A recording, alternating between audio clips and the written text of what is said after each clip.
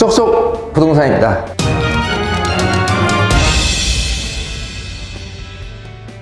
자, 오늘은 이 모아주택을 매수한다고 해서 전부 다 이 조합원이 될 수 있는가에 대해서 말씀을 드려보겠습니다. 자, 앞에서 이제 정비사업을 추진하는데 실질적인 주도자는 조합이라고 말했습니다. 이 조합이 실제적인 재개발 등의 정비사업의 시행자입니다.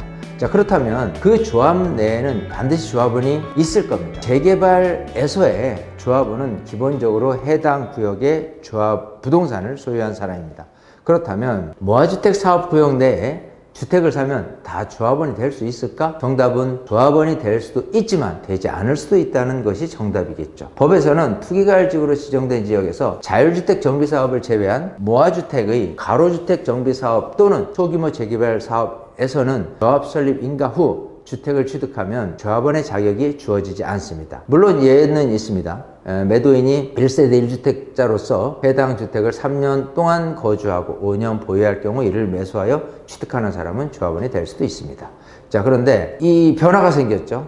정부가 2023년 1월 5일부로 강남, 서초, 송파, 용산구를 이제 서울에 있는 나머지 지역 및 이 경기도 모든 지역에서 이제 투기 과열지구를 해제를 하였습니다. 그렇다면 방금 언급한 이 구를 제외한 나머지 지역은 어느 때라도 매수해도 소유하면 조합원이 될 수가 있을 겁니다.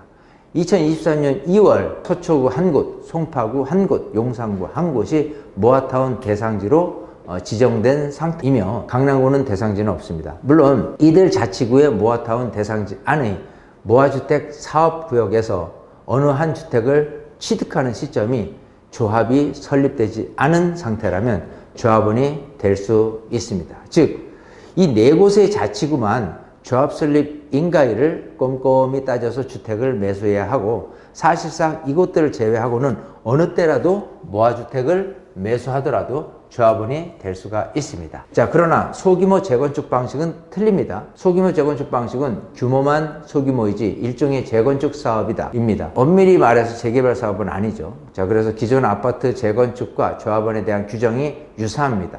소규모 재건축 방식은 소규모 재건축 사업에 동의한 사람을 조합원으로 규정을 합니다. 즉, 조합 설립 인가를 받을 때 동의하지 않는 소유자에 대해 즉시 조합원 자격을 박탈합니다.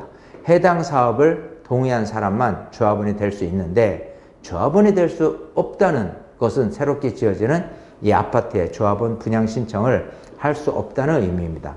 그리하여 이 조합은 향후 이들에게 매도 청구 소송을 진행해 반대하는 토지 등 소유자들의 땅을 확보를 합니다. 그리고 기존 재건축 사업과 마찬가지로 투기과열지구로 지정된 지역에서 소규모 재건축 사업을 하는 경우에는 조합 설립 인가 후 해당 구역 안의 건축물 또는 토지를 매매나 증여 등의 거래로 이윤으로 인한 취득은 제외하는데요. 어떤 취득한 사람은 조합원이 될 수가 없습니다.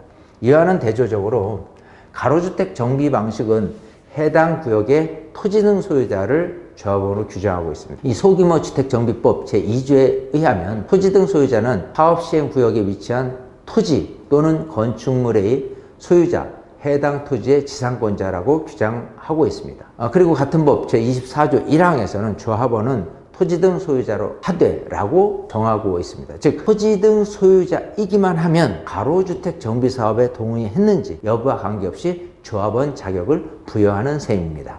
그래서 가로주택 정비 방식에서 토지 등 소유자가 사업에 동의를 하고 있지 않는다 하더라도 조합원은 될 수 있는 강제 가입제입니다. 즉, 조합 설립에 동의하지 않는 토지 등 소유자에게도 분양 신청을 할 단계까지는 조합원 자격을 부여합니다.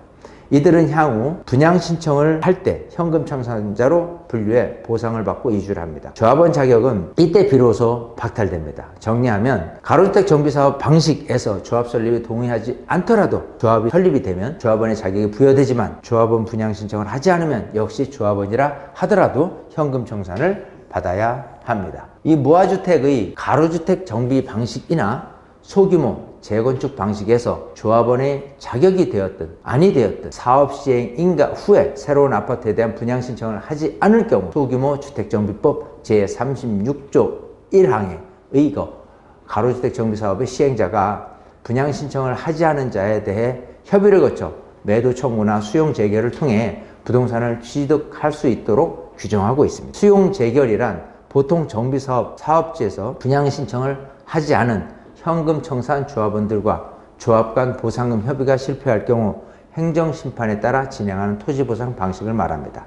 자, 이렇듯 모아타운 안의 모아주택을 구입할 때 이 가로주택 정비 방식과 소규모 재건축 방식에 있어서 조합원의 자격 규정이 다르기 때문에 주의를 기울여야 합니다.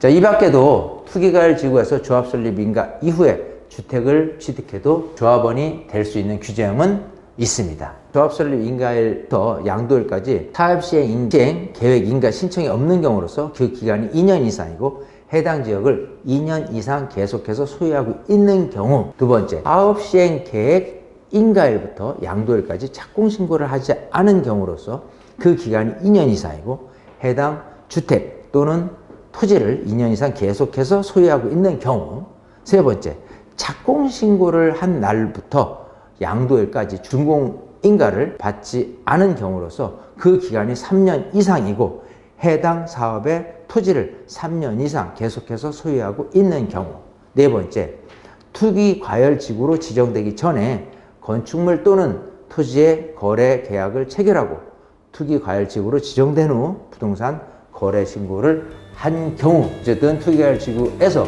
조합 설립 인가 이후에 주택을 취득해도 조합원이 될 수 있는 예외 규정이 있다입니다. 자, 어쨌든 오늘은 무아주택을 사면 다 조합원이 될 수 있는가에 대해서 말씀을 드렸습니다. 자, 이상 쏙쏙 부동산이었습니다.